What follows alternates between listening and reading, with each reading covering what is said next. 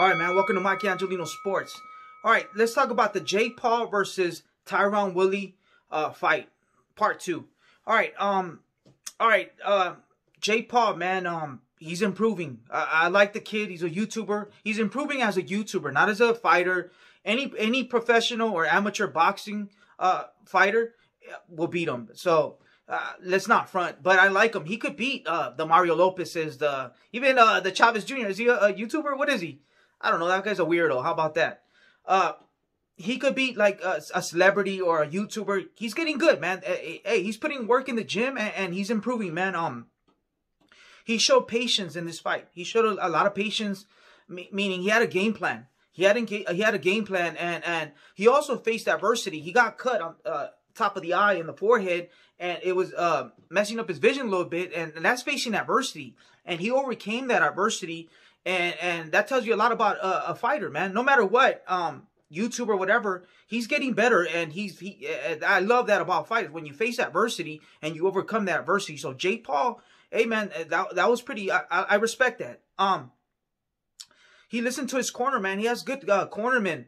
He has a former professional fighter. I forgot his name. A Chicano. He has 2 Chicanos, and you could tell they've been studying Canelo, man. With that fake, he faked down and then he went up. Boom, that's a Canelo move, man.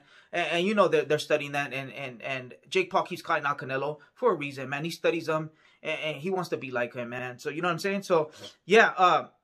And one thing that I like about the knockout is how Jake Paul set up that knockout in round 6. In round 6, man, before he knocked him out viciously, he went down with a jab. He was jabbing down, boom, boom, and Tyron Woodley had the high guard, and he was getting hit in the stomach. Jake Paul was jabbing down, and then so Jake Paul was changing levels. That's what you call changing levels. You go up and then you go down. You go down and then you go up. So he was giving them different levels. He was changing levels, and that confused Tyron Woodley with the high guard. And I'm gonna get into that high guard, the pros and the cons of the high guard. So I'll get into that. So yeah, so he hit him with a body shot. Boom, he jabbed him right in the stomach, and that's how he set it up in round 6. So he hit in early round 6, he hit him, and then he went to do it again. Jake Paul faked like he was going, he looked down like he was going to jab to the body, and then he went up, and that's what Tyron Woodley went like that, and he made a mistake. He tried to parry it, and he missed the parry, or I don't know what he was doing with the defense, and boom, he got hit with that overhand right, and that's all she wrote, man. He got knocked out cold. There's a jab. As you can see, Jake Paul jabs to the body. In boxing, this is what's called changing levels. He jabs to the body to set up that vicious knockout.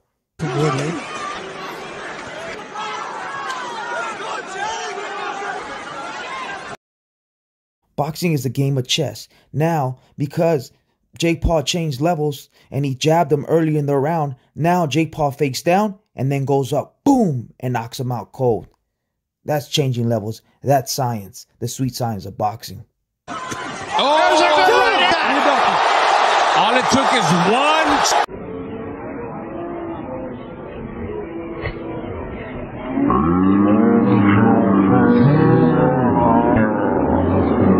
All it took is one. And respect to Tyron Woodley.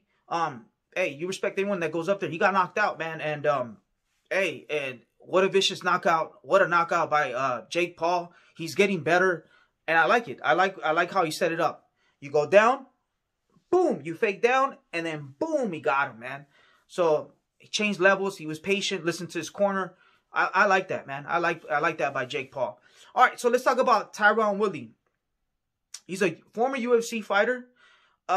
We all know that UFC, their stand-up or their striking or their boxing, it's not up to par, man. They don't really know the science because they have to master or learn a little bit of everything, different disciplines, right? A little bit of jiu-jitsu, wrestling, stand-up, striking, whatever you want to call it, kickboxing. So they're not a master of one. They have to learn a little bit of everything, and you can't master just one thing. It's hard to master. It takes years and years to master just one thing, and that's the difference between boxers and UFC fighters.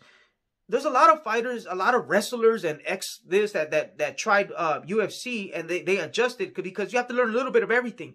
But there's boxing is harder, man. You have to learn. I'm talking about professional. You have to be in boxing since you're like 7 years old. Canelo, you know, De La Hoya and all them. You start off at 7 years old, little kids fighting, working, and since 7 years old till whatever, till they hit their prime, whatever, in the professional ranks and amateurs and everything.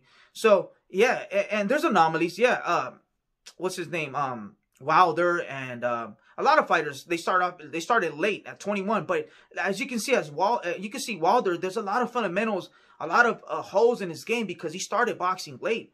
So yeah, a lot of there's anomalies. There's fighters that started late and they've been great, but they're anomalies. For the most part, you have to start boxing since you're like age 7, 8, 10, whatever, and that's how you get those twitches, those. You know what I mean? Those you. I don't know how to explain it, but you have to start young, and so the sweet science of boxing, man, it's hard to master it. And Tyron Woodley, man, he was using the high guard defense. And there's pros and cons, but there's more cons than pros in the high guard defense. So, for example, the high guard defense is good, man, to put pressure on your opponent. You put pressure, you're catching shots, and you're putting pressure on your opponent, and you force your opponent to go to the corner, wherever you want to make them, to the ropes. But it's hard to shoot first when you have the high guard here instead of the traditional one. Boom, you just shoot there. Boom, you shoot here instead of here coming here. So that's the pros, is that you're making them. You could put pressure for your opponent. You could put pressure on your opponent, but it also affects your vision. When you have the high guard here, it's like, you know, the horses, they have that. It's called the blinders. They have them here. The horses. It's like having blinders. You're here, so it messes up your side vision. So when you have the high guard, the way to beat the high guard is going around the defense, going around it with left and right hooks. So you're here, boom. Boom. So that's a hole or a problem when you're using the high guard like Tyron Woodley. Also, you're vulnerable for the jab to the body. So you're here and you get jabbed to the body, and so you have to go down a little bit, you know what I mean? Or put your hands down, but you can get knocked out. So you go down, and so now you're vulnerable. You're vulnerable for the jab. Now you're going down a little bit, and boom, you're vulnerable for the uppercut. Boom, you're vulnerable for the uppercut. So that's another flaw in the high guard defense. You know what I'm saying? Fighters like Canelo use the high guard, but if you really study the tape, Canelo uses the high guard. He uses high guard and he provides pressure. But I'm talking about there's two types of pressure. There's pressure like Mike Tyson. There's pressure like Canelo, the educated pressure when he doesn't shoot a lot of shots. But if you notice, Canelo he gives you different looks. Tyron Woodley's a one-trick pony. He was just giving him this look. This was the only look. This was the only look. No, you got to give him the high guard. You got to give him the Floyd Mayweather. That's what Canelo. He gives you the Floyd Mayweather Philly shell. He's here. He gives you the long guard, the regular guard. So it hands down, and he gets his head out of the center, out of the shooting range. A shooting line, whatever. Boom, he keeps moving his head with his hands down, and boom, he counters you. Boom, upper. So, and then he goes with the high guard, and then he goes like that, or he throws, and he has the high guard, and then they throw a body shot. Boom, he takes a step back, using a defensive jab or as a traffic jab, right? As a defensive move. Boom, he throws it. So in case you want to rush him, you run into the traffic shot, the jab. Boom, and he takes a step back. Or in case you shoot a shot, your shot and his shot, they hit, right? Like traffic. Boom, they get stuck. And between, so you're putting that jab out in the middle between you and your opponent. It's called no man's land. Boom, you're shooting that shot. I think he's learning on the fly that those are the punches that are landing. No, and he thought. As you can see, Canelo shoots that right hand, takes a little step back, using that traffic punch or a defensive jab to keep his opponent preoccupied. In no man's land, in the middle, boom. So, and then Canelo takes a step back. Then he resets again. If you notice that they go to the body, boom, he takes a step back instead of catching those shots, because then you're vulnerable. So Canelo's in his prime. He mastered it, and he made a lot of mistakes. So I'll talk about that in his young days. Floyd Mayweather made a lot of mistakes in his heyday too. So we'll talk about that. So Canelo gives you different looks. Not only the high guard, he gives you, And that's what Tyrone Woodley didn't do. He just gave him the high guard. So, yeah. So basically, Tyrone Woodley's a one-trick pony defensively. Offensively, too, but defensively, with that high guard, Jake Paul knocked him out, man, with that high guard. He faked down, and then he went up, boom, and he went like that. He tried to parry it, and he got knocked out cold, man. So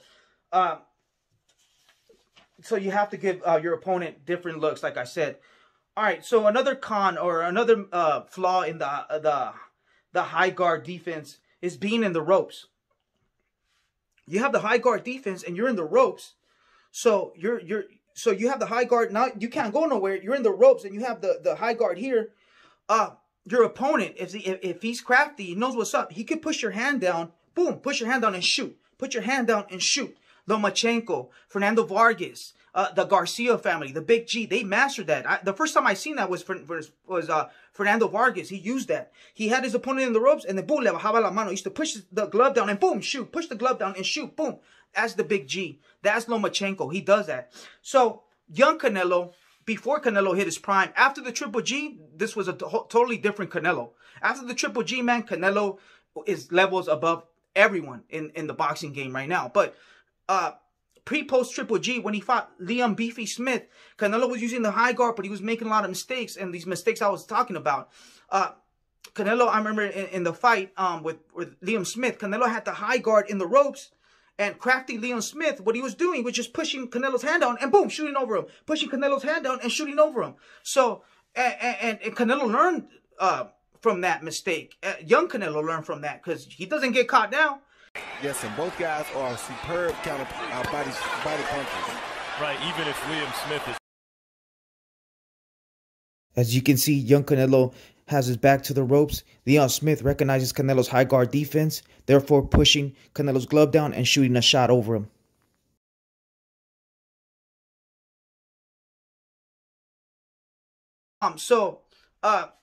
Yeah, that's the problem when you have the high guard in the ropes. You could get they could push your hand down or push your hand up and shoot, boom. Or also it's called being barred, or they use your forearm as a bar, boom. You have the high guard, you're in the ropes, and boom, they use that forearm right here, and so you're stuck here, and they're pinning you with their forearm while they're just shooting, boom, body shots, boom, boom, boom, body shots or head shots, whatever, because you're. Now I can bar him right here. Boom. Because if I bar him, he can't move his hands. Boom. Right? With the high guard. So you have to be crafty, and you have to have rope game, man, and awareness. Boom, boom, and grab or get out of the ropes. It's dangerous to be in the ropes. I don't like that. But only the best stay in the ropes. Canelo, Mayweather, Muhammad Ali, they know how to use the ropes, but they learn from the mistakes. Talking about mistakes, talking about rope game, Mayweather did mistakes. He was the best defensive fighter in history. He's one of the best defensive fighters in history. He made mistakes too, man. I remember when when he fought De La Hoya put pressure on him, and he forced him to the ropes, and then Mayweather had the Mayweather defense, and then De La Hoya recognized it, and he put his forearm on his neck. Boom, he put it on his neck, and so Mayweather was stuck in the ropes, and then De La Hoya, boom, boom, boom, was hitting him to the body. And that has helped the power. There are the body shots, and there is a sustained attack. As you can see, crafty Oscar De La Hoya recognizes Floyd Mayweather's back to the ropes. So he put his forearm on his neck, locked him up, and started working the body with his left hand.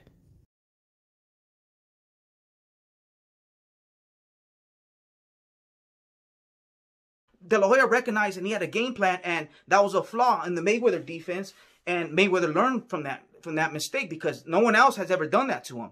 So he's the master of adjustments. If he didn't adjust during the fight, he will adjust in the gym, and that mistake will never happen again.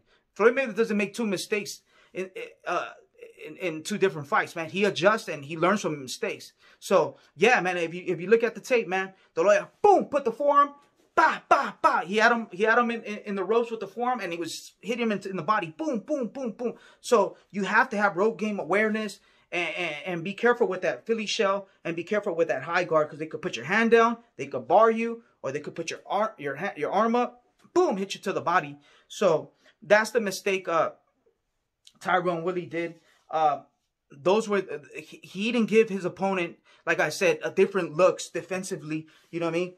high guard, the shell. He didn't give him the long guard or the regular one. You know what I mean? He didn't give him different looks, change levels in them. And Jake Paul, man, hey, he had a great game plan, great setup. He listened to his corner, and he's improving every fight, man. I like Jake Paul. It's just he's calling out the king of boxing, the pound for pound, the numero uno, Canelo. Oh, come on, man. Come on, man. But I know it's all publicity, but good and bad publicity is all good publicity for Jake Paul and Canelo. So, hey, man, hey, you keep calling the king. Maybe the king will give you a chance, man, but you won't even last 30 seconds with the pound for pound king, the uno, Canelo. You know what I'm saying? So, I like Jake Paul. I think he could beat up these celebrities or ex-football players and YouTubers. Jake Paul's, he's getting better, man, and he has great coaches. I got 2 Chicano coaches, and they're doing a lot of feints, a lot of fintas. That's Canelo, and they know they study that Canelo, man. So, hey, even the best make mistakes, and like I said, the high guard, man. There's pros and cons, and yeah, and Tyron Woodley got caught, man. So, yeah, much respect to Tyron Woodley. Hey, he got knocked out, but hey, man, you respect anyone that gets in the ring, and props to Paul. Because he got a sensational knockout, and to Jake Paul, he got a sensational knockout, and hey, man, he's on fire right now. So respects to them. But that's all I got. Mike Angelino Sports. I'm gone. Bah!